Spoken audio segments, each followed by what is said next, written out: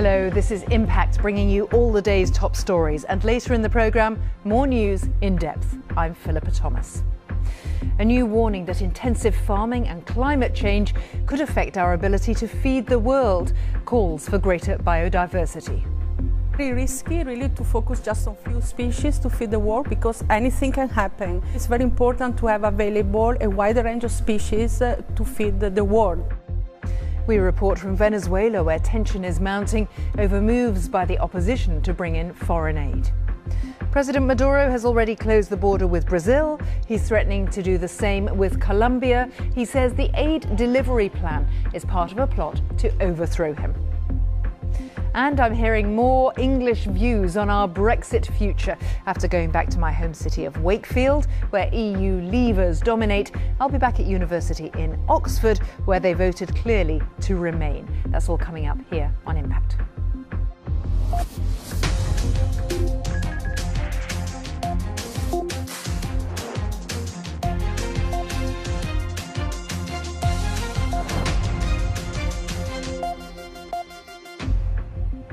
Welcome to the programme. We're live for the next 30 minutes. You can give me your views at Philippa BBC.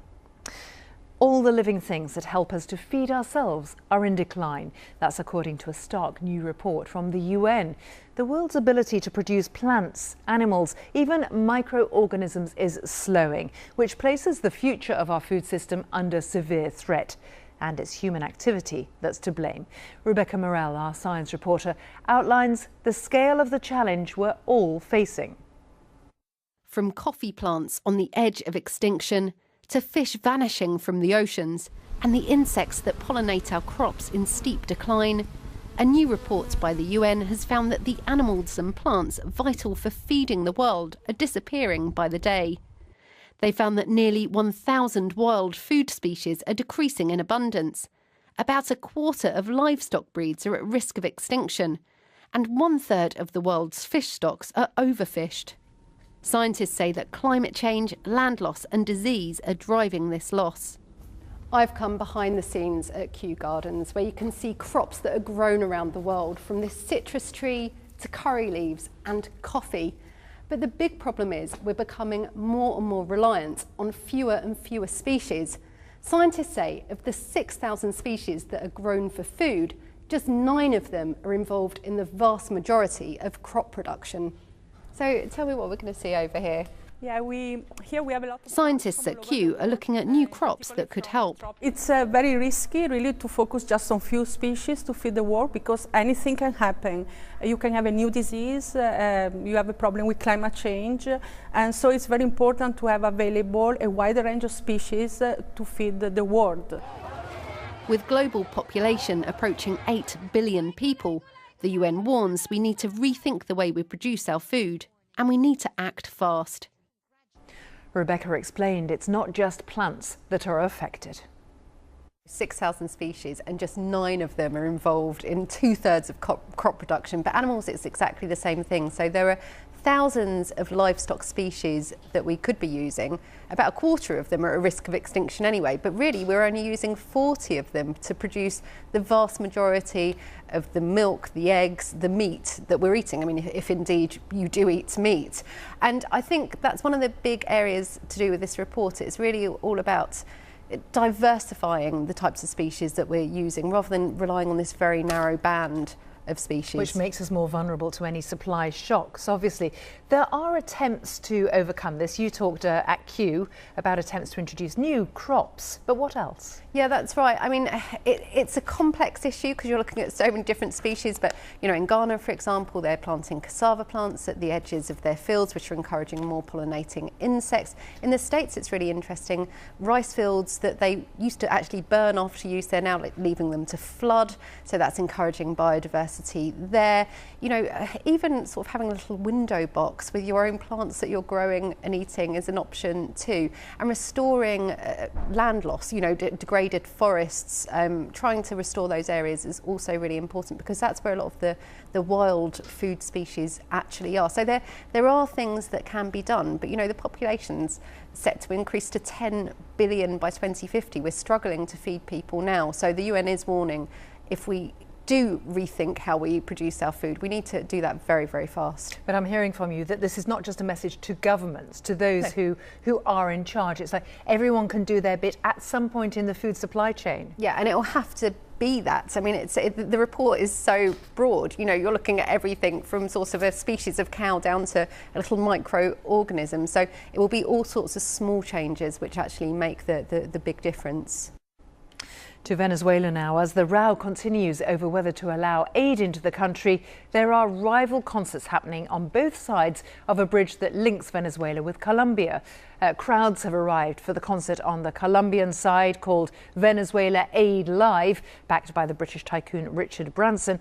The Venezuelan president, Nicolas Maduro, who denies there's a food crisis, is holding his own event on the other side under the headline Hands Off Venezuela. Well, as we've been reporting here on Impact, that border between Colombia and Venezuela has become a focus of world attention. Mr. Maduro, you can see, has continued to block aid deliveries across that borderline. But Juan Guaido, who's recognised by dozens of countries as the legitimate leader, wants the aid to come through at this point. Well, the disputes led to more than one standoff as Mr. Maduro attempts to stop deliveries from entering his country from any possible route. He's already closed the border with Brazil there to the south. Now he might do the same on the west with Colombia too. Katie Watson reports. As the exodus began, so did the chaos. On Caracas's main highway, police made it difficult for the media to film Juan Guaido's convoy leaving the capital. Then further along the road, more clashes broke out. You've got family going hungry too, this man shouts to the soldiers, pleading for them to let the trucks through. For Alba, who's on a bus to the border, this is a historic moment. I ask if she's scared about confrontations. I don't know what to expect when we get to the border. I might not come back in 4 days, but I hope I'll return safe and sound. In this humble part of Caracas, these residents are gathering their strength. Glory to the brave people, they chant. Singing the national anthem is a way to unite the crowd in these uncertain times. Organisers here are trying to spread the word about why the aid is needed. Across Venezuela, events like this are taking place. They're trying to recruit 1 million volunteers ahead of Saturday.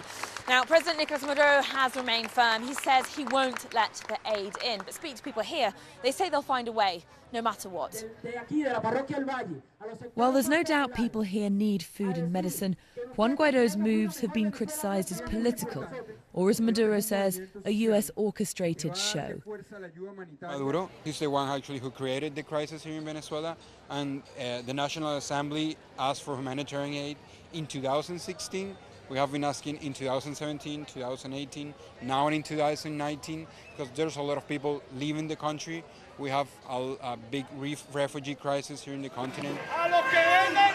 Protests continued this week across the country, this one led by transport unions in support of Maduro.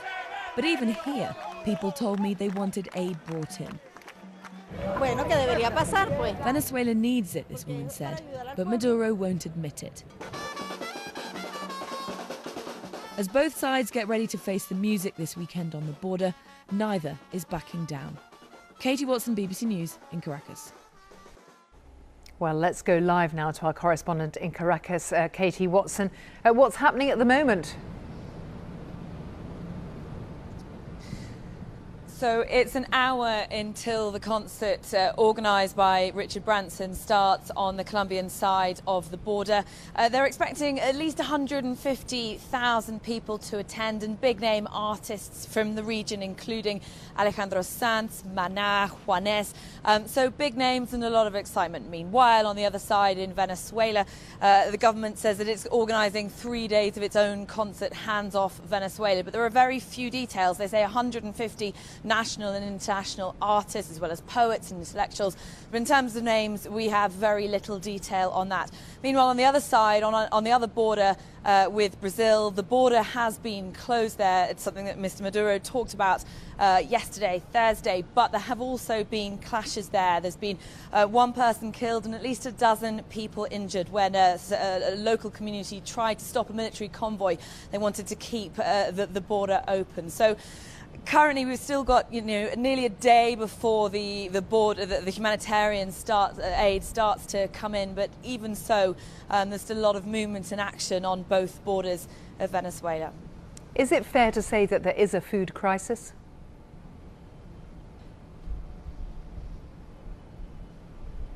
Absolutely, there's a food crisis. There's a food crisis. There's a medicine crisis. Every day I've been speaking to people who say that they've, lost several kilos because they can't get the food they want. If they can get the food, it's out of their budget because of the huge hyperinflation that's going on here in Venezuela.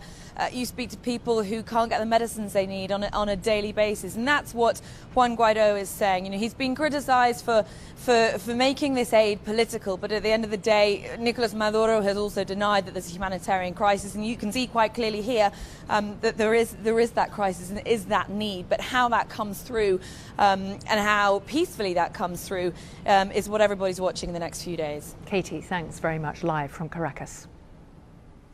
Kenya's High Court has postponed a ruling on whether to strike down a colonial-era law banning gay sex. At the moment, homosexuality is punishable with up to 14 years in prison. So this judgment had been widely anticipated within and beyond Kenya. Repeal would mark major change in a country where homophobia is common, and the president has said gay rights are of no importance.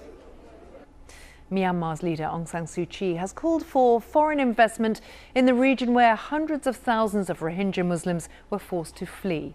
Speaking at a business fair, she said the world had focused too narrowly on the negative aspects of Rakhine. A UN fact-finding mission concluded that the Burmese army could be guilty of genocide for its actions against the Rohingya. Aung San Suu Kyi has been widely criticised over the Rohingya crisis.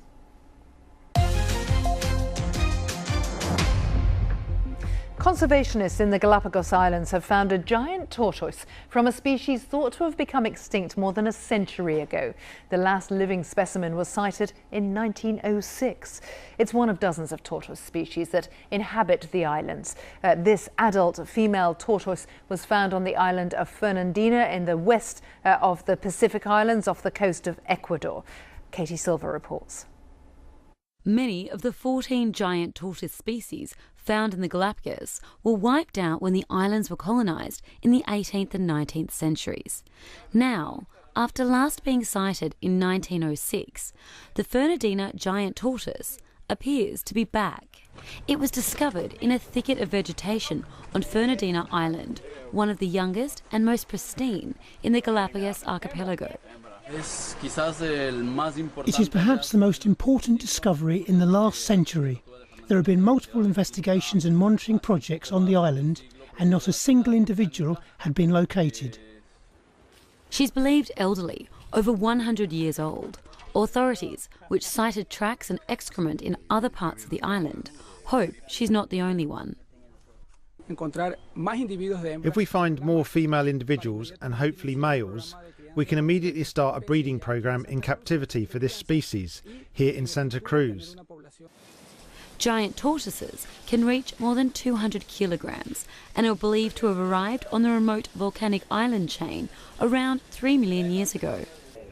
The most famous, Lonesome George, was found in 1972, but with scientists unable to find a mate, he died 40 years later as the last of his species. As for this tortoise, the scientists need to confirm, using genetic testing, that it is definitely a member of the long-lost species. Then they hope to set her up in a captive breeding program, and that the Fernandina tortoise species may live on. Katie Silver, BBC News. And still to come here on Impact. How a chance meeting with a BBC presenter made one man's dream of a military fly past come true.